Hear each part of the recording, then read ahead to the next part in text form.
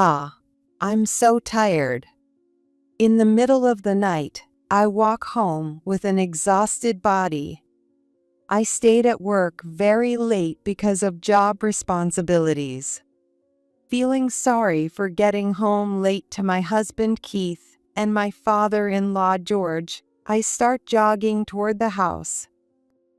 Suddenly, I stop in front of my house. The garage door is open. Before I can even think why, the car parked in the garage suddenly speeds out.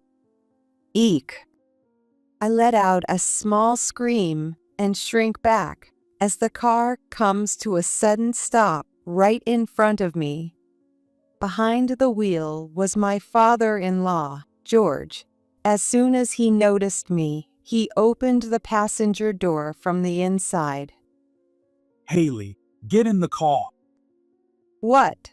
Wait a second. What's going on at this hour? Don't make a fuss.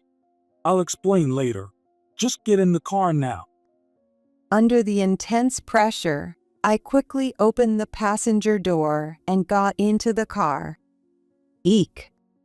Before I can lock my seatbelt, George speeds off, and I let out another small scream. As the car takes off, I hear a shout from behind. Turning around, I see Keith yelling incoherently. He's chasing after our rapidly accelerating car. What is this? What's happening? Keith is chasing us with a furious look on his face, while George grips the wheel with a stern expression. Stuck between the two of them, I can only grimace in fear. My name is Haley Smith. I work as a tutor at a tutoring center near the station and live with my husband Keith. We both work at the same place, but Keith is a full-time employee while I work part-time. I handle most of the housework, though Keith helps out if I ask. If I ask, that is. Keith has a handsome face. When we're just going about our day, he often looks at me with droopy eyes and a slight smile. When he watches me wash the dishes, smiling a little, I can't help but laugh. What? What are you looking at? Your hairstyle. The way you tie it back. I think it's really beautiful. I almost dropped a dish I'm rinsing off. Keith is always like this. He compliments me on things I don't even think about, little details I overlook. Even though it's obviously just flattery, it still makes me happy. He's kind. Maybe too kind. Since we work together at the same tutoring center, Keith is technically my boss. If my students' grades improve, it reflects positively on my evaluation. Otherwise, I'm expected to seek appropriate measures. Besides teaching, there are reports to write and lesson plans to prepare. Even when I make mistakes, Keith never gets angry. He always helps and guides me patiently. To others, he might seem like the perfect, kind husband. I think so too. But there's a strange discomfort in my heart that I can't ignore. Is it awful of me not to fully trust such a kind husband? Keith and I met at our current workplace. I don't remember feeling anything special when we first met. We probably got married because we had a lot in common. That was a long time ago. My parents died in a car accident. It happened when I was in 5th grade, on our way to a spa resort hotel. I remember looking out the car window at the unfamiliar countryside scenery. Watch out! Damn it! Suddenly, My father let out a painful scream, and my mother grabbed me tightly. A car, its driver having an epileptic seizure, collided with ours, making the news. My father and mother died. I only had minor fractures in my arms and legs. Relatives and friends who visited me all said I was miraculously lucky or fortunate to be safe. Staring at my bandaged limbs, I asked myself, is this a miracle? Is this being fortunate? My mother's relative, with tears in her eyes, said, Haley, your mom died holding you protectively. You need to live for her sake. This is a lie. It's all a dream. None of this is real. Yes, I know. You're confused now, but it's going to be all right. Everything will be okay. I pressed my bandaged hand against the hospital bed rail, feeling the pain to confirm it was real. It wasn't fake. It was genuine pain. I couldn't stop crying. The fact that my parents were gone, and the fact that I was still alive made me sad. Despite this, my kind relatives supported me as I grew up. I think I received a lot of love. I have to become a proper adult. I always resolved in my heart so. After that, I threw myself into my work.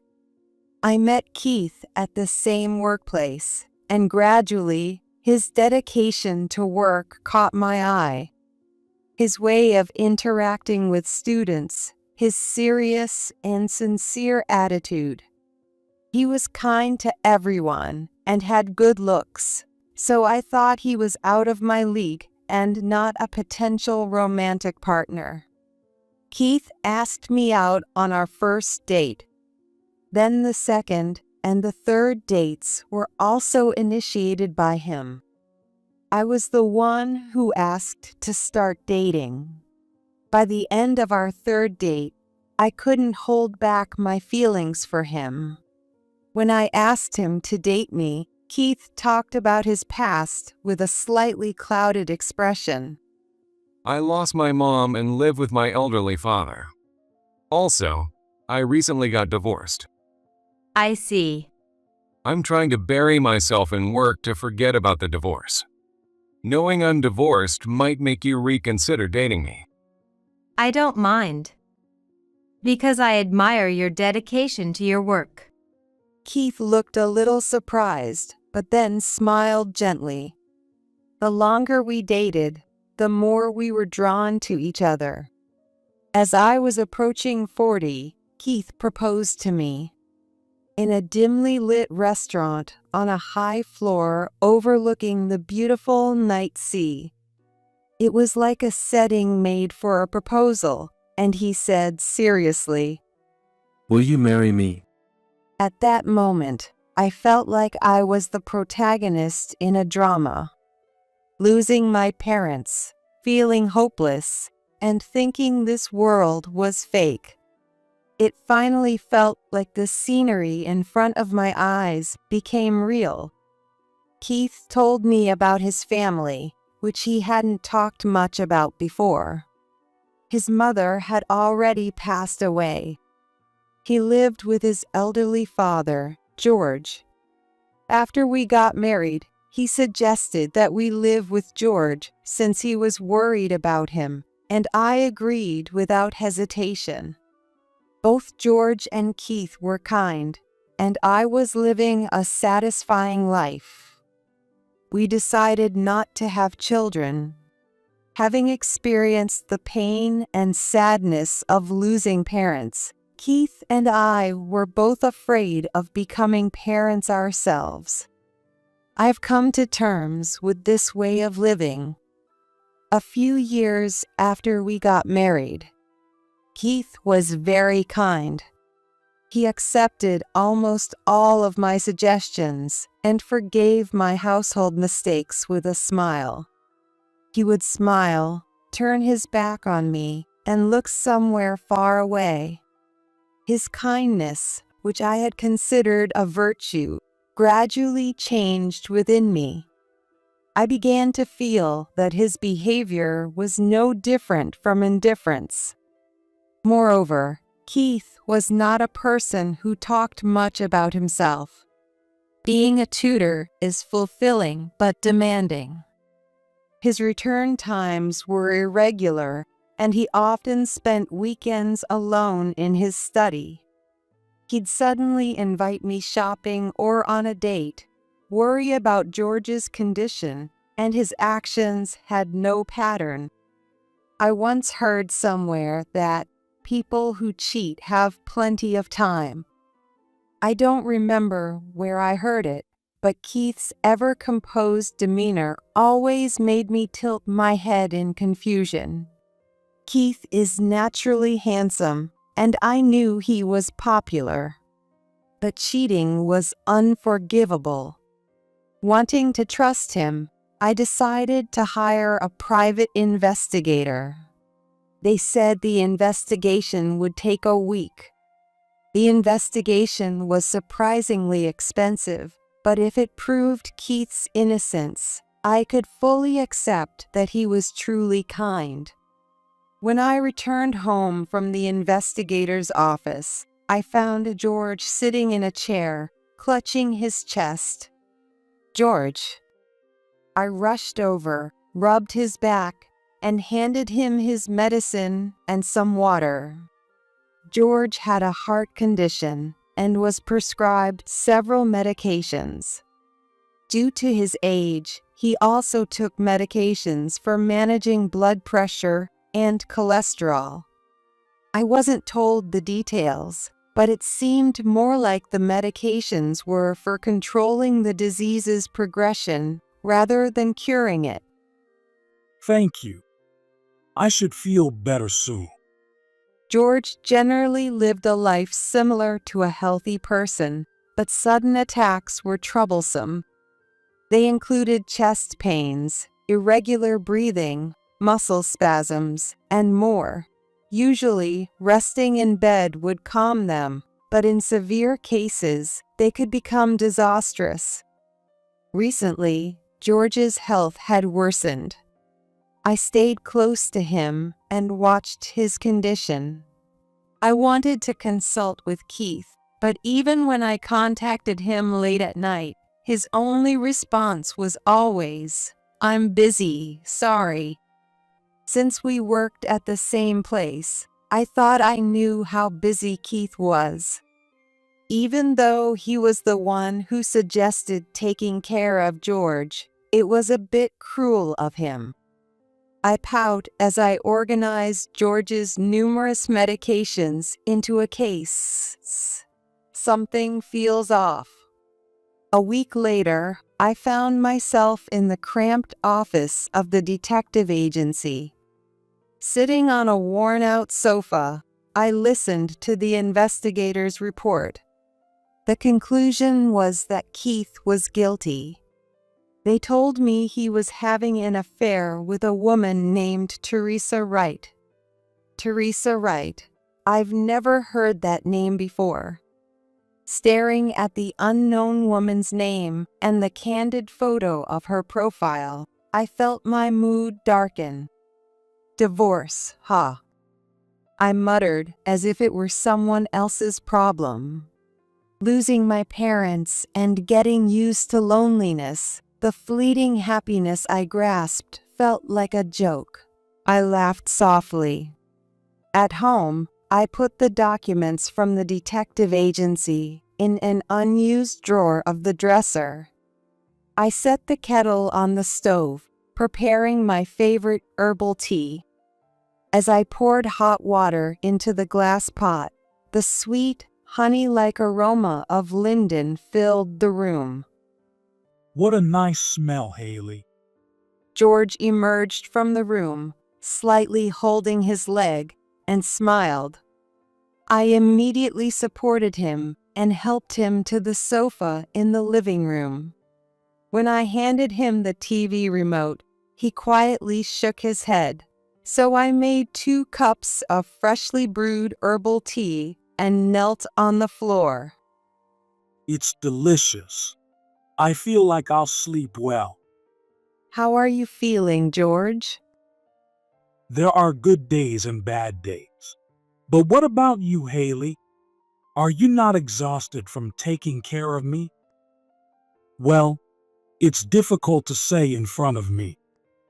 George added with a laugh. His smile was very similar to Keith's when I first met him.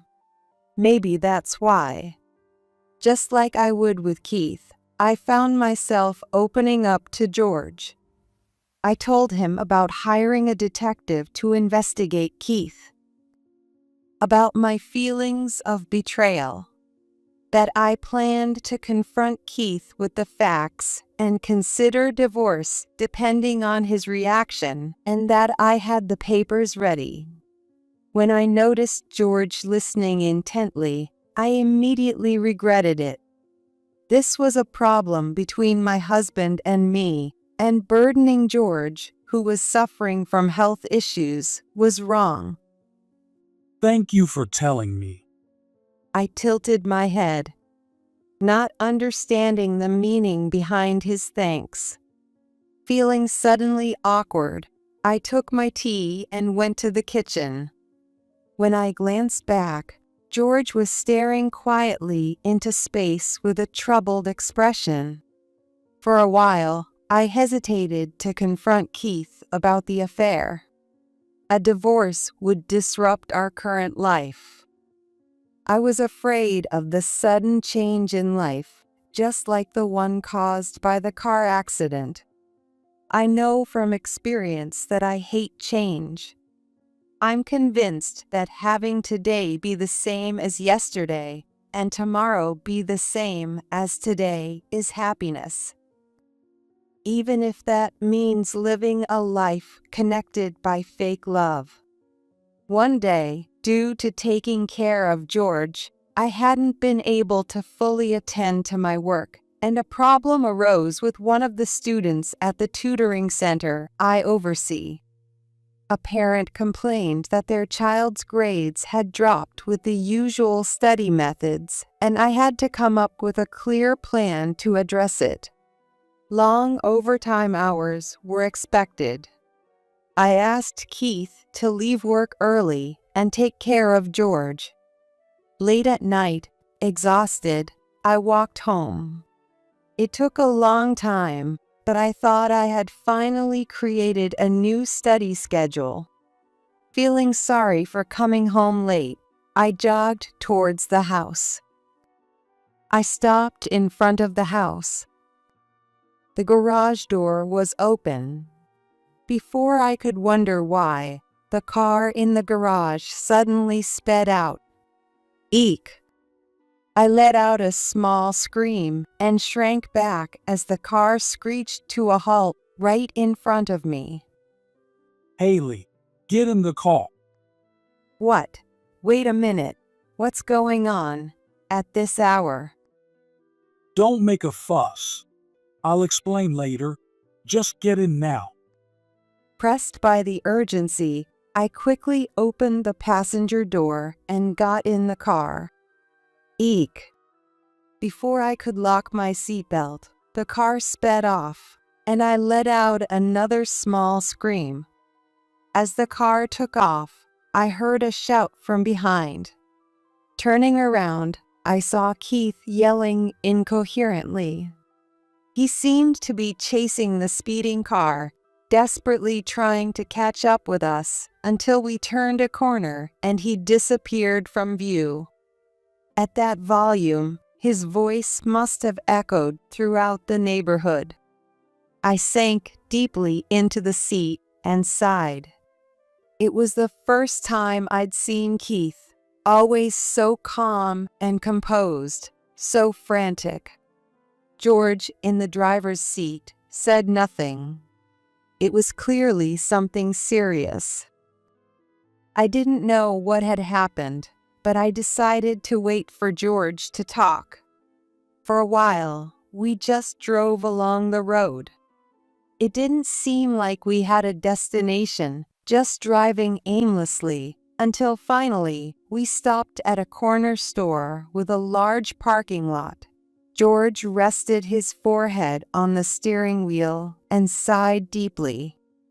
"George, what happened?" Keith seemed really angry. Sorry for the confusion. Where should I start? George tapped his forehead against the steering wheel several times, organizing his thoughts. "I'll get us some drinks." I took the hint and bought some drinks from the corner store, handing one to George. Thank you, Haley. This is going to be a long story. Will you listen? With that preface, my father-in-law began his tale. Yes, let's see. I should start by talking about my wife, Keith's mother, Angela. I was surprised to learn that the late mother-in-law was involved in this commotion, and I tilted my head. Keith's mother, Angela, was apparently very prone to falling in love. When she was young, she reportedly dated multiple men at the same time. You'd think I should have divorced someone like that, wouldn't you, Haley? But we had a young Keith at the time. I couldn't bring myself to make that decision. I could understand a little why I couldn't immediately demand a divorce after discovering Keith's affair. It was the fear of losing family. Marriage isn't just a bond with your partner. I might lose the friends of George who had been so kind to me, and George himself. Thinking about that, I couldn't move forward. Angela wasn't an irresponsible woman, though. That might have been her only virtue. George explained that Angela devoted time to all the men she was seeing, facing them sincerely. She didn't dump household chores or childcare on George. Together, they fulfilled their responsibilities as parents and spouses, and she used her free time, which other women might spend on hobbies, to be with other men. She also never revealed this fact to Keith, considering his development. George looked at the brightly lit corner store with a slight smile. Angela used to say it was an honest and upright multiple relationship. It was almost a catchphrase of hers. George accepted Angela's lifestyle. He had no choice. It wasn't pleasant, but he realized that pretending not to see anything had almost no impact. But the family time came to a very quick end. Angela was diagnosed with a brain tumor at a young age and was told she didn't have long to live. Even then, she remained nonchalant. Before she got seriously ill, she told each of her lovers about her condition and said goodbye.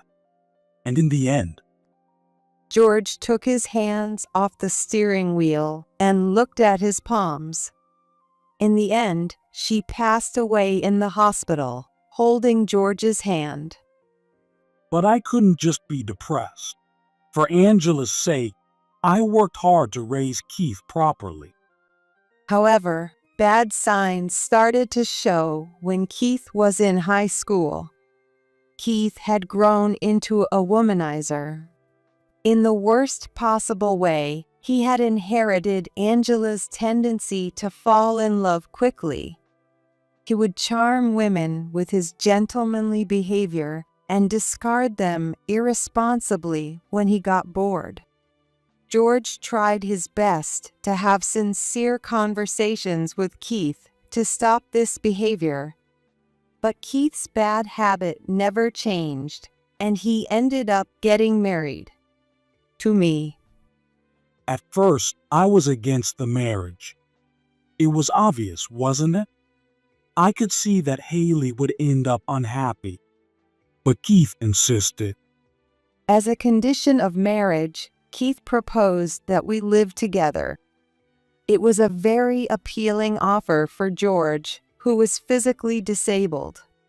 But most of George's care was left to me. On the surface, Keith was kind, but behind the scenes, he was constantly playing around. Despite being busy with work, he still found time to have affairs.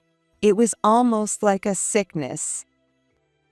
I'd quit fooling around and prioritize married life. At first, Keith apparently said so.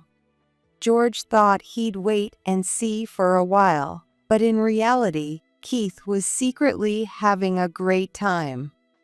People's true nature doesn't change that easily. Haley, you shared the detective's findings with me, didn't you?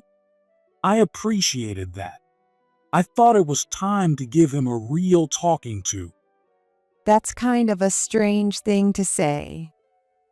What? Oh yes. Keith is twisted. I need to face my son properly. I looked down a bit. It wasn't just Keith who seemed strange. Angela and even George seemed odd to me. Angela proudly having affairs. George, who allowed it with a peculiar kind of love. Honest and upright multiple relationships. I felt a bit sorry for George, who spoke about it somewhat proudly. By the way, why did you suddenly take me outside? Keith seemed really angry. When you came home, Keith was happily talking to his mistress on the phone. I thought it would be too much for you to witness that. George, angry, had grabbed Keith's phone and smashed it on the floor. That's why Keith was chasing us.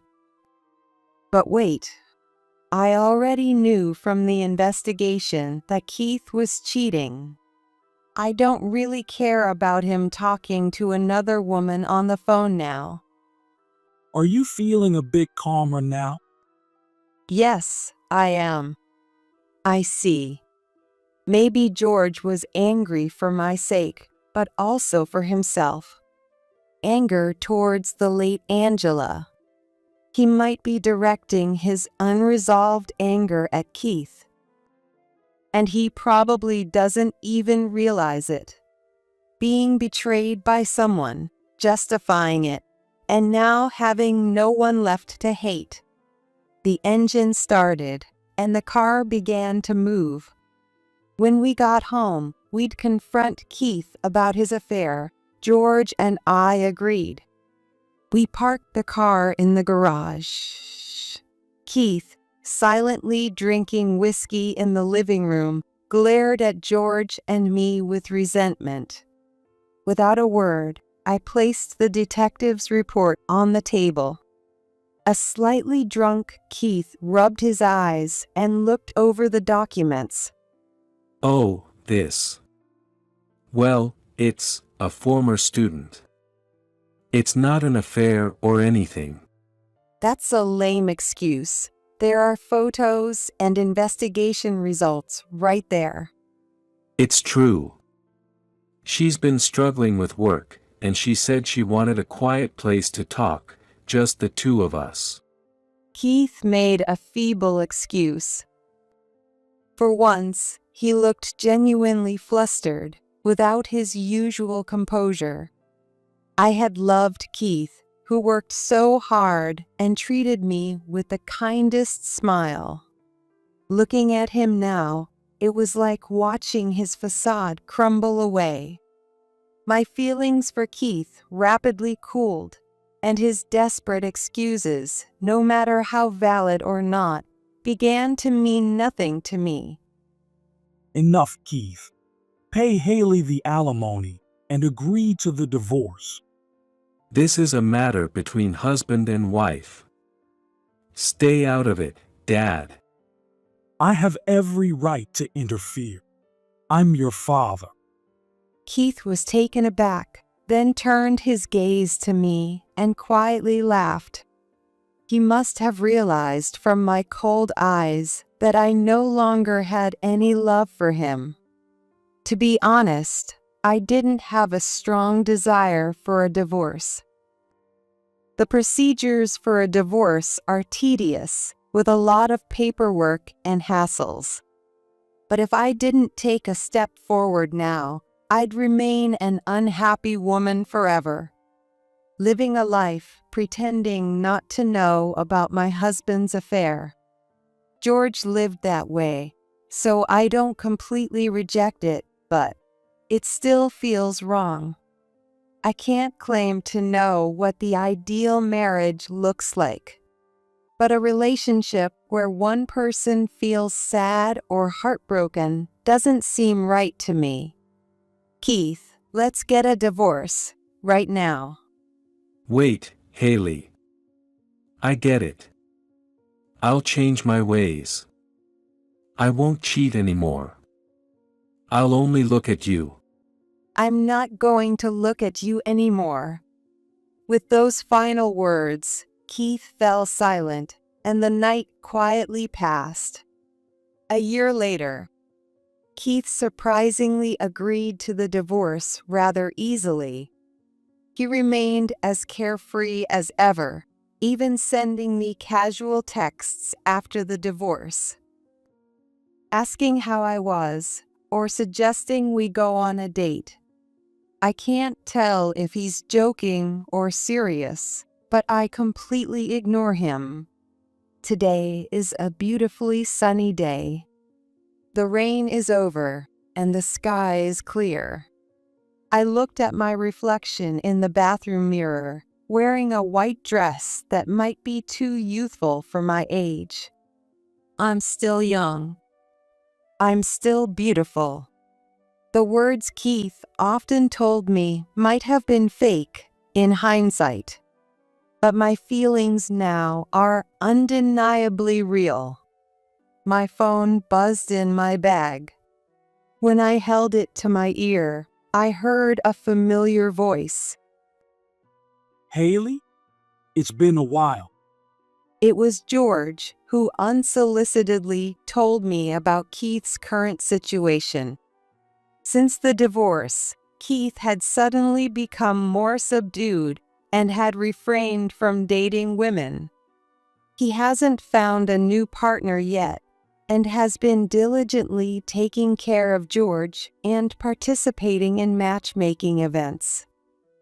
Everything is moving in a positive direction. Thank you for listening, Haley.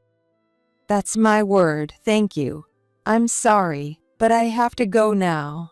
Someone is waiting for me. I hung up the phone and looked at myself in the mirror.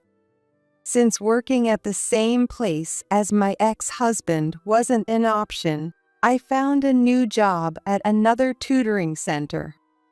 I needed a full-time position to support myself, and this whole ordeal made me rethink many things. Maybe I was afraid of love. The fear of suddenly losing someone important. I lost my parents in an accident, and from that day on, my entire life changed. Maybe it's the same with love. Even if you love someone, you will eventually part ways. Even if it's not your fault, you might suddenly be told goodbye. Perhaps during a date, when they say they're going to the bathroom, they could be caught in an unfortunate accident. No matter how long you're together, people always part with their loved ones. No one lives forever. Knowing that pain, suffering, and sadness from a young age, I might have been somewhat cold toward love. I was scared of genuinely falling in love. Maybe Keith sensed those feelings in me. I had no intention of condoning Keith's affair. But if I had truly loved him from the bottom of my heart, if I was desperately trying to catch his attention by eagerly responding to his always gentle yet somewhat indifferent attitude, That's just wishful thinking. I looked at myself in the mirror. Have I changed since a year ago? I lightly touched up my makeup and left the restroom. There were a few families and couples waiting in front of the elevator in the crowded shopping mall. In the waiting area, a tall man smiled at me, and it seemed to light up the space around him. I smiled back at him.